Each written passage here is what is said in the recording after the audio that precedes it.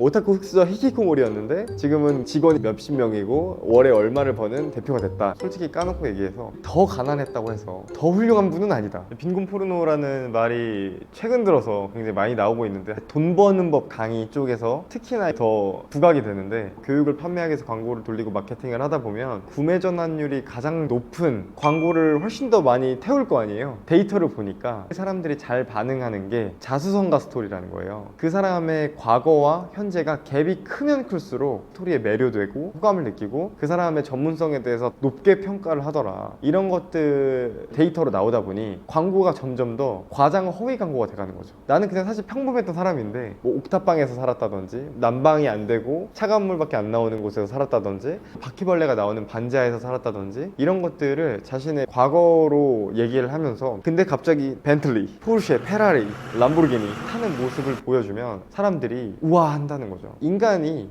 기본적으로 사람의 스토리에 굉장히 취약해요. 그래서 나보다 훨씬 못했던 사람이 지금 훨씬 부자가 됐어. 그러면 거기에 매료되는 거예요. 교육 업체들에서는 그런 광고 반응이 좋으니까 비슷한 포맷을 뽑아내는 거죠. 거기까지는 좋다 이거예요. 근데 그걸 자꾸 과장 허위해서 그냥 평범했던 사람이었는데 더 힘들었던 것처럼 막 얘기를 한다든지, 아니면 매출 한 10억 정도 나오고 순수익이 한 달에 800만 원 정도 나오는데 그걸 더 부풀려 가지고 몇 억이 나왔다라고 하면은 그런 기법들을 많이 쓰니까 사람들이 흔들리는 것 같아요. 여기에 덧붙여서 얘기를 하면, 저는 빈곤 포르노가 나쁘다고 생각하진 않아요. 뭐 마케팅 기법의 하나라고 생각하고, 저도 비즈니스를 하는 입장에서 광고 효율이 높은 쪽으로 가는 거는 당연히 유혹적일 수밖에 없고, 중요한 거는 소비자의 입장에서 좀 더 현명해질 필요가 있는 게, 우리가 전문가의 교육을 듣거나 코칭 컨설팅을 받는 이유는 나의 문제를 해결하고 싶어서 듣는 거잖아요. 첫 번째 우선순위는 뭐냐면 나의 문제를 누가 더 정확하게 빠르게 해결해 줄 수 있는가를 보고 강사를 선택을 해야 되는데, 알게 모르게 무의식적 단련이 안 된 사람들은 누가 더 멋있냐, 누가 더 매력 있냐 라는 걸로 강사를 선정해 버린다는 거예요. 근데 물론 지금 다 너무 비슷비슷한 스토리와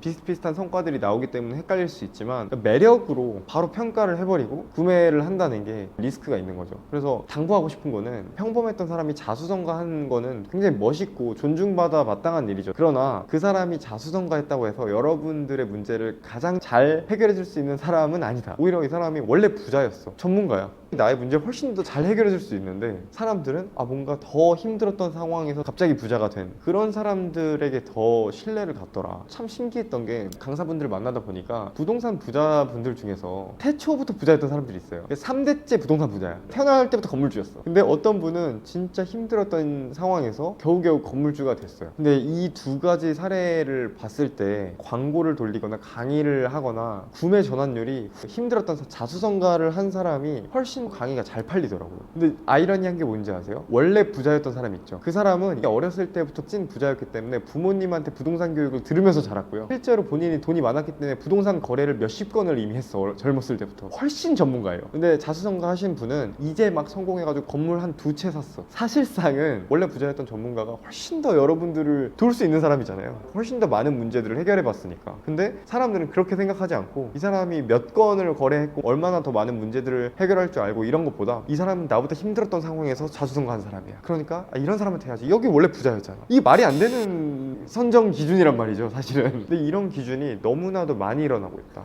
사업도 마찬가지거든요. 만약에 여러분들이 경영 수업을 듣는다, 자수성가 한 사람한테 듣는 게 도움이 될까요? 아니면은 태어날 때부터 아버님이 사업을 하시고 사업을 물려받은 사람, 이렇게 두 개를 비교했을 때 자수성가 한 사람한테 배울 확률이 되게 커요. 근데 이것도 한 번 더 생각을 해봐야 되는 게, 물론 자수성가 하는 분들이 한 땀 한 땀 판매하면서 성공했으니까 여러분들의 문제를 더 공감해주고 해결책을 더 쉽게 내줄 수도 있어요. 그것도 맞지만, 이미 성공했던 사람들은 어렸을 때부터 탄탄하게 정석적인 방법을 배워왔기 때문에 조급하지 않고요. 강의를 하더라도 이 사람을 등쳐먹을 생각을 하지 않고 진짜 제대로 교육을 해서 제대로 된 사업을 할 줄 안다는 거예요. 몇백만 원 한 명한테 더 뜯어내가지고 본인의 삶에 크게 영향이 없거든. 근데 오히려 이 사람이 진짜 교육을 할 확률도 크다는 거예요. 수강생분들의 입장에서 보면, 우리가 빈곤 포르노를 보고 이 갭이 큰 사람이라고 해서 더 배울 게 많고 나의 문제를 잘 해결해 줄 것이다 라는 생각을 하는 건 굉장히 위험할 수 있다. 근데 이 교육 플랫폼을 또 욕할 필요는 없는 게, 여기는 자기 역할을 하는 하는 거예요. 교육을 많이 팔아야 생존이 가능하고 직원들도 먹여 살려야 되고 본인도 잘 먹고 잘 살고 싶을 거 아니에요. 그래서 각자의 역할을 하는 건데 조금 더 스마트해질 필요는 있겠다. 제가 유튜브를 많이 만들어 보면 사람들이 많이 누르는 썸네일의 형태가 몇 가지 있어요. 자기 개발 업계에서 제일 대표적인 것 중에 하나가 비포 애프터 썸네일이에요. 절반을 나눠가지고 오타쿠 흑수저 히키코모리였는데 지금은 직원이 몇십 명이고 월에 얼마를 버는 대표가 됐다. 이렇게 멋있는 사진과